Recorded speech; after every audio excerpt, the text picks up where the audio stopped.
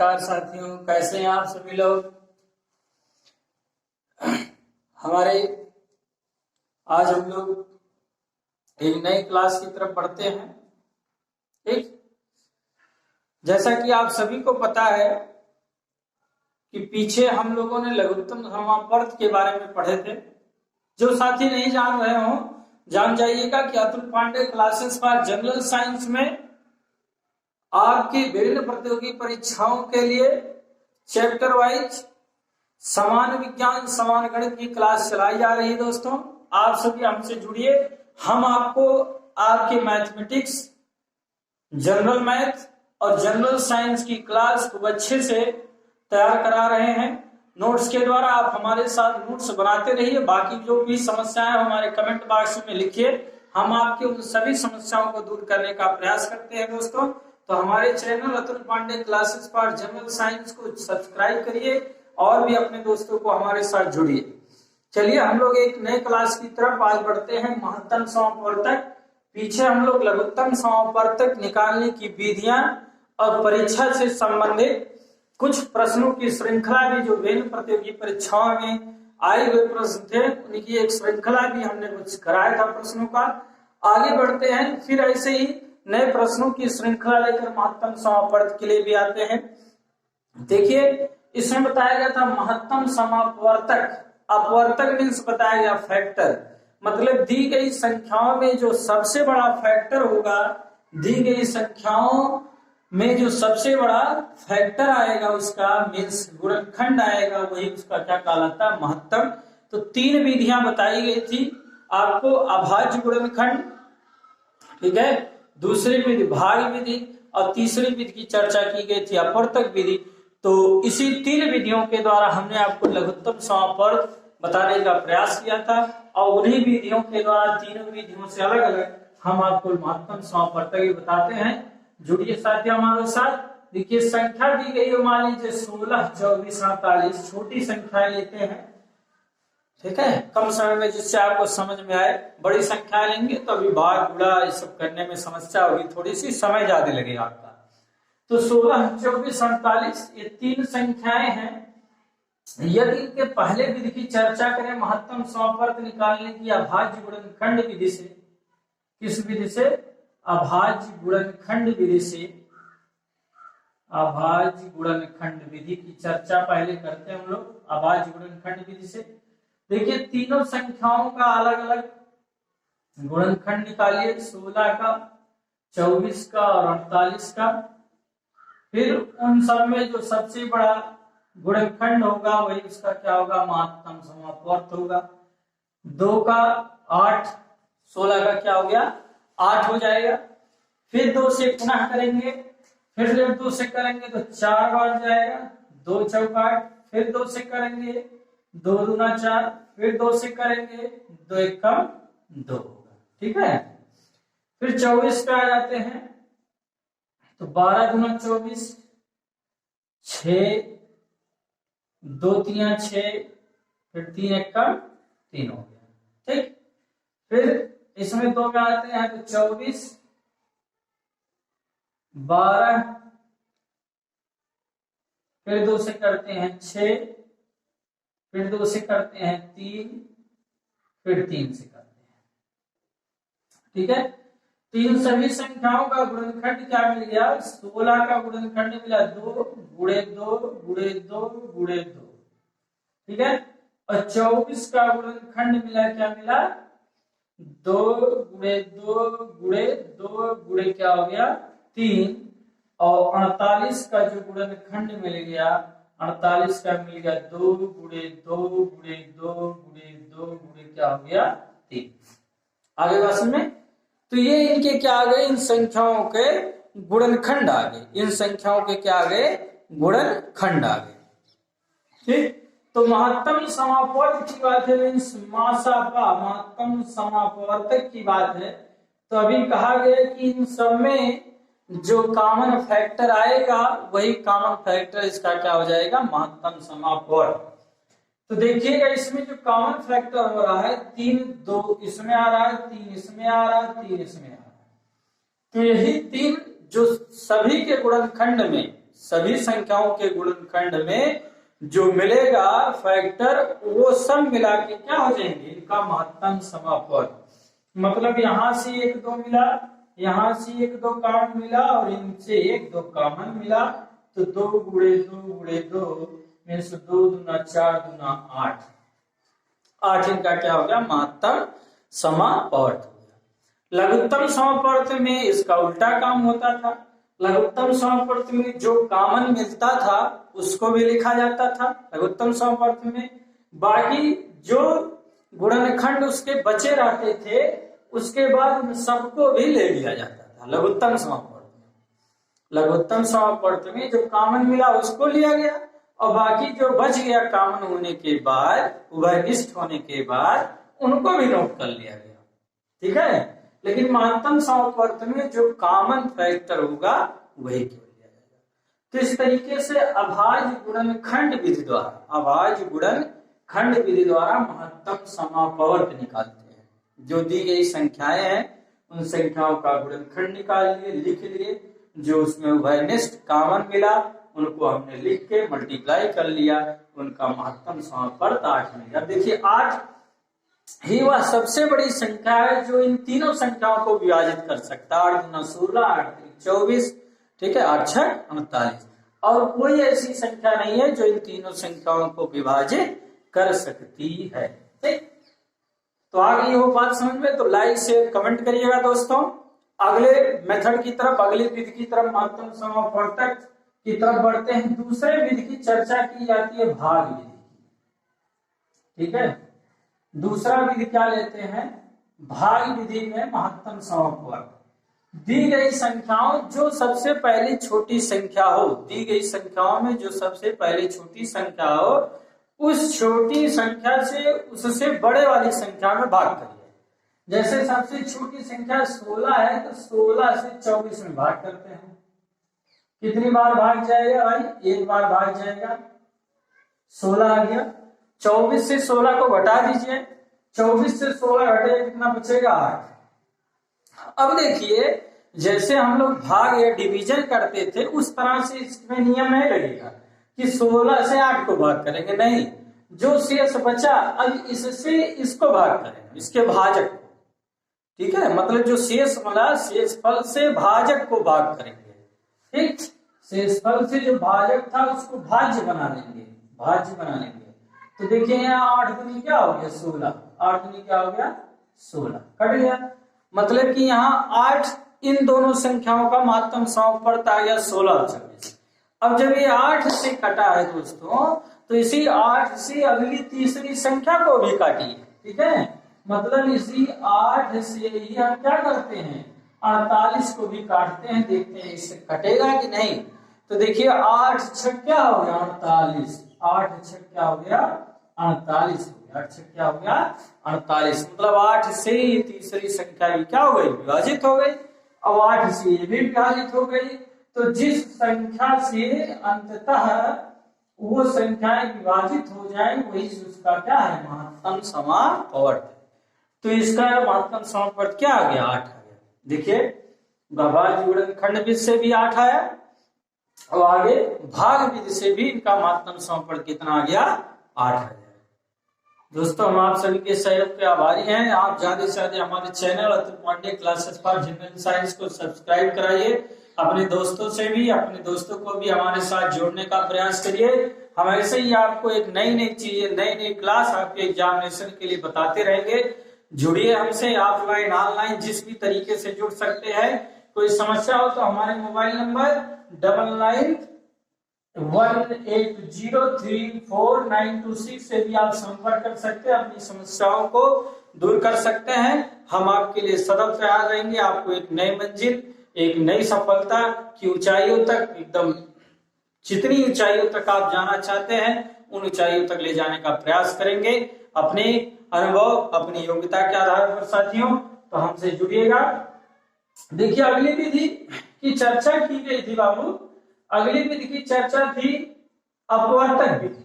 क्या था अगली विधि, अपवर्तक विधि। मीन्स समापवर्तक विधि से, समापवर्तक विधि द्वारा समापवर्तक, ठीक है, किससे? समापवर्तक विधि से हम निकालते हैं।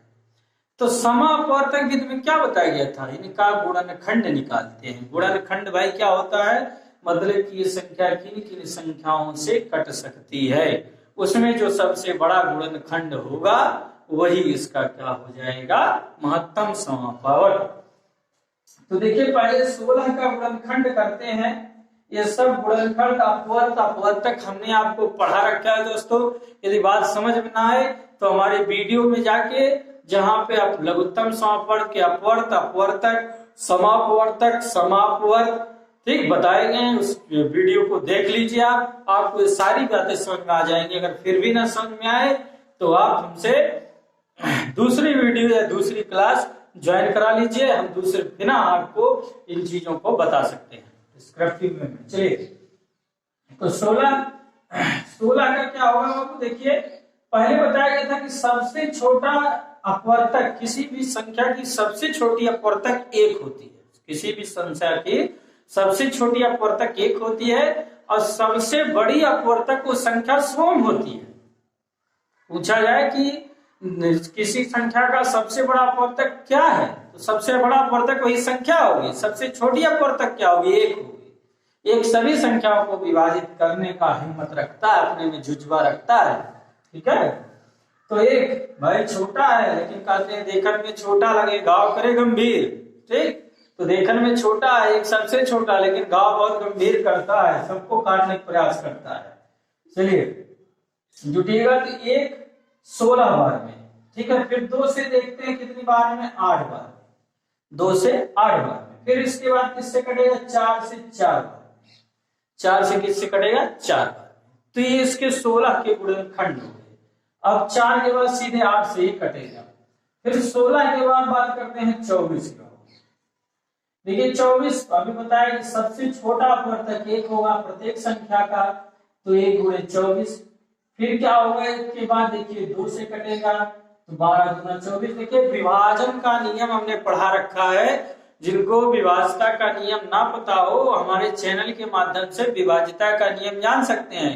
मतलब कि कौन सी संख्या किस संख्या से कट सकती है, उसके नियम बताए गए हैं आप सबको हमारे द्वारा Atul Pandey classes for general science में। तो 2 गुणे 12। फिर 3 की बात करते हैं, 3 से कटेगा, 3 8 24।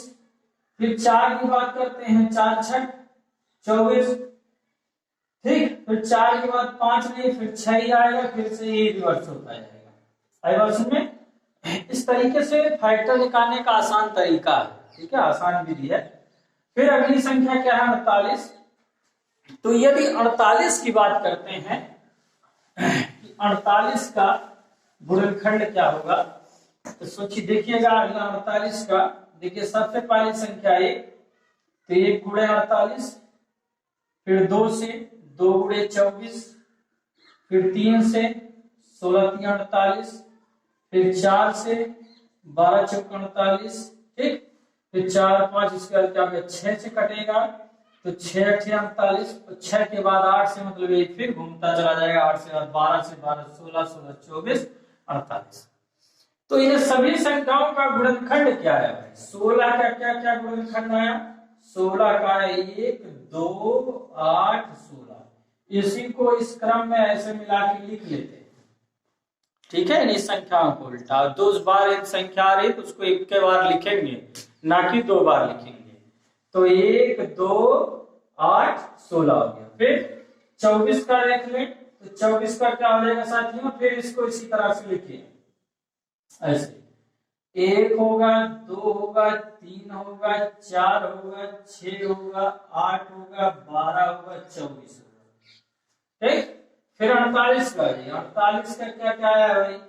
1 है, 2 है, 3 है, 4 है, 6 है। ठीक, 6 के बाद क्या? 8 है, 12 है, 12 के बाद 24 है, नहीं 12 के बाद 16 है। 12 के बाद क्या आया है? 16। 12 के बाद 16 आया, 16 के बाद 24 आया, 24 के बाद क्या आ गया? 48। 24 के बाद क्या आ गया? 48। अब देख लीजिए कि इसमें सबसे बड़ा कॉमन फैक्टर कौन सा है जो तीनों में मिल रहा है। ठीक है, जो सबसे बड़ा कॉमन फैक्टर तीनों में मिल रहा है वही इसका क्या है, महत्तम समापवर्त है। ठीक है, वही इसका क्या है, महत्तम समापवर्त है। इसका महत्तम समापवर्त तीनों में सबसे बड़ा कॉमन क्या मिल रहा है, 8 मिला है। देखिए भाई 16 है तो इसमें 16 कहीं नहीं है, भले तीसरे में है लेकिन दूसरे में 16 नहीं है तो नहीं लिया जाएगा। 24 इन दोनों में है तो पहली संख्या में नहीं है तो नहीं लिया जाएगा। आई बात समझ में? तो सबसे बड़ी संख्या 8 मिल रही है तो महत्तम समापवर्त क्या होगा, 8 होगा। महत्तम समापवर्त क्या होगा, 8 होगा। क्लियर?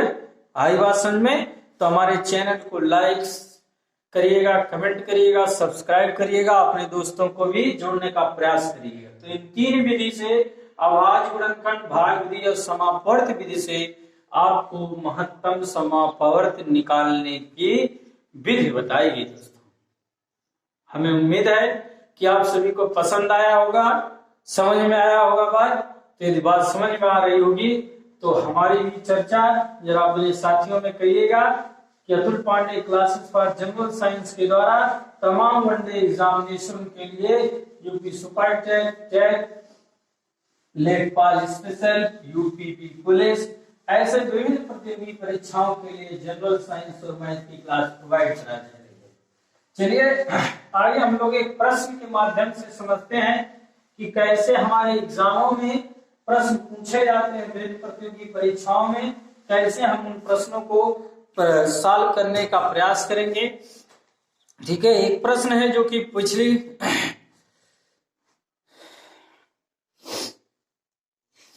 देखिए एक संख्या कहा गया वह बड़ी से बड़ी संख्या निकाले जिसमें 39 और 84 से भाग देने पर प्रत्येक दशा में 3 शेष बचे। ठीक, वह बड़ी से बड़ी संख्या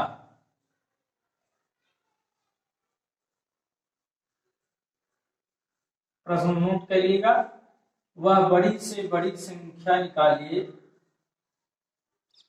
वह बड़ी से बड़ी संख्या निकालिए,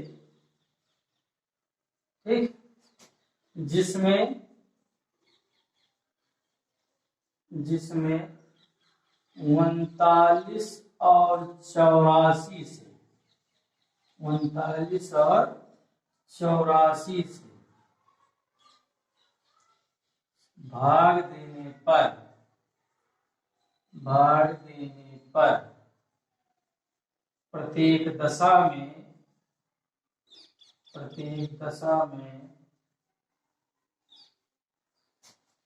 3 शेष बचे, प्रत्येक दशा में 3 शेष बचे।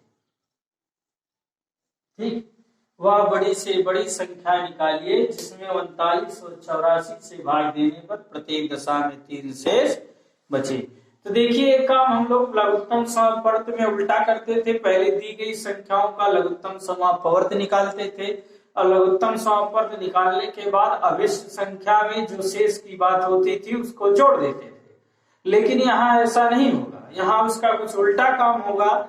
यहाँ जो दी गई संख्याएं हैं उन संख्याओं में से जो शेष बच रहा है पहले उस शेष को घटा दीजिए। देखिए जब कभी बड़ी से बड़ी संख्या पूछने की बात की जाए तो समझ जाइए कि महत्तम समापवर्त निकालना है, और जब कभी छोटी से छोटी संख्या की बात की जाए तो लघुत्तम समापवर्त। लेकिन कुछ प्रश्नों में बड़ी से बड़ी की बात की जाती है तो लघुत्तम समापवर्त निकाला जाता है। इसको हम आपको बताएंगे, ध्यान दीजिएगा, तो चैनल से जुड़े रहिए। कब लघुत्तम समापवर्त निकालेंगे, जब बड़ी से बड़ी संख्या पूछी है। देखिए 39 से 3 को घटा दिए, 39 से 3 को सब्ट्रैक्ट किए, घटाए तो 36 आ गया, और 84 से 3 को घटा दिए तो 81 आ गया। दोस्तों 84 से 3 घटा दिए तो 81 और 39 से 3 घटा दिए क्या आ गया, 36। अब इन्हीं दोनों संख्याओं का महत्तम समापवर्त लीजिए 36 और किसका, 81 का, 36 और 81 का। तो 36 और 81 का जब महत्तम समापवर्त लेंगे तो देखिए 36 दूना हो जाएगा 72 और 81 में से 72 घटा बचा 9। अब जब जो शेष बचता है उसी शेष से पहले वाले भाजक को भाज्य बना लेते हैं, मतलब 36 में भाग देते हैं। ठीक है, तो जब 9 से 36 में भाग देंगे तो 9 चौक कितना हो जाएगा 36, मतलब 9 से ये संख्या क्या हो गई, कट गई। 9 से संख्या क्या हो गई, कट गई। तो वह बड़ी से बड़ी संख्या, इसका उत्तर क्या हो गया, वह बड़ी से बड़ी संख्या क्या हुई, 9 हो गई। वह बड़ी से बड़ी संख्या क्या हो गई, 9 हो गई। वह बड़ी से बड़ी संख्या क्या हो गई, 9 हो गई, जिससे इन संख्याओं में भाग देने पर प्रत्येक दशा में 3 शेष बचेगा। ध्यान दीजिएगा, 9 चौक 36, 3 बच गया, 9 9 81, 84, ये 3 बचेगा। तो ऐसी संख्याओं में पहले हम क्या कर लें, जब प्रत्येक दशा में 3 शेष बचे हो तो पहले उन्हीं जो दी गई संख्या उन्हीं से उनको घटा दीजिए। लेकिन लघुत्तम में काम उल्टा बताया गया था कि अभिष्ट संख्या में उसको जोड़ने बताया गया।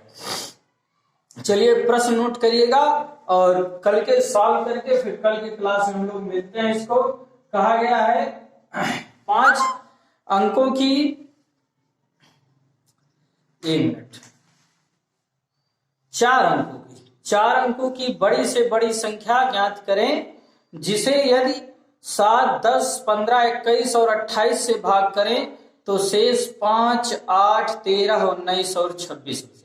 नोट करिएगा फिर से, 4 अंकों की बड़ी से बड़ी संख्या ज्ञात करें, 4 अंकों की बड़ी से बड़ी संख्या ज्ञात करें, जिसे यदि 7, 10, 15, 21 और 28 से भाग करें, जिसे यदि 7, 10, 15, 21 और 28 से भाग करें तो शेष 5, 8, 13, 19, 5, 8, 13, 19 और 20 बचे। तो इस प्रश्न को सॉल्व करने का प्रयास करिएगा। जिन साथियों को नई बात समझ में आएगी, ठीक है, प्रश्न नहीं सॉल्व हो पाएगा, हम आपसे मिलेंगे ठीक अगली वीडियो के साथ। कुछ इसी प्रश्न को लेकर अगली वीडियो को शुरुआत करेंगे, तो जुड़े रहिए। ऐसे ही नए प्रश्नों को, नए तरीकों को सिखाने के लिए आपसे दोस्तों हम डेली रूबरू होते रहेंगे। धन्यवाद। Atul Pandey classes for general science को वॉच करने के लिए, सब्सक्राइब करने के लिए आप सभी साथियों का निवेदन कि आप सभी क्लास को अंत तक देखने का प्रयास करें।